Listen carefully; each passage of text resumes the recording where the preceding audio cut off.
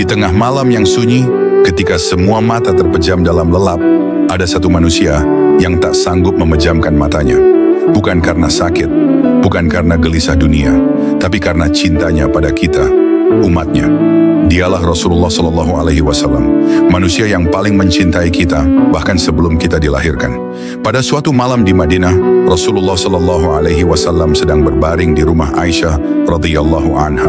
Namun malam itu beliau tidak bisa tidur. Aisyah berkata, "Wahai Rasulullah, mengapa engkau belum juga beristirahat?" Beliau tersenyum lembut dan menjawab, Wahai Aisyah, bagaimana aku bisa tidur sementara aku belum tahu keadaan umatku di akhir zaman? Lalu Rasulullah Shallallahu Alaihi Wasallam bangkit. Beliau berwudu dengan air yang dingin, menegakkan salat malam sendirian. Dalam sujudnya, air matanya jatuh membasahi tanah. Beliau berdoa lirih dengan suara bergetar. Ya Allah, ampunilah umatku. Ya Allah, berilah mereka rahmat-Mu.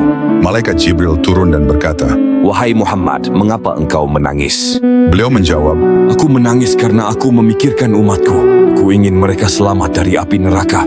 maka Allah berfirman kepada Jibril, Wahai Jibril, sampaikan kepada Muhammad bahwa aku telah ridho kepadanya dan aku akan memberikan syafaat kepadanya untuk umatnya. namun Rasulullah Shallallahu Alaihi Wasallam masih menangis. Beliau berkata, Aku tidak akan tenang sampai setiap umatku selamat dari neraka. Subhanallah, beliau tidak tidur, hanya agar kita kelak tidak kekal di neraka. Sampai hari wafatnya pun ucapan terakhir beliau bukan tentang dirinya, melainkan tentang kita. Ummati, ummati, umatku, umatku. Bayangkan kita yang sering lalai salat, kita yang sibuk dengan dunia, tapi Rasulullah Shallallahu Alaihi Wasallam begadang memohonkan ampun untuk kita. Kalau begitu besar cinta beliau pada kita, masih pantaskah kita bermaksiat tanpa rasa malu?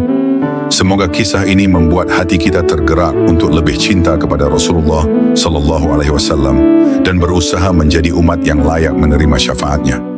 Kalau kisah ini membuatmu rindu dan malu kepada nabimu, tuliskan di kolom komentar, "Aku mencintaimu, ya Rasulullah."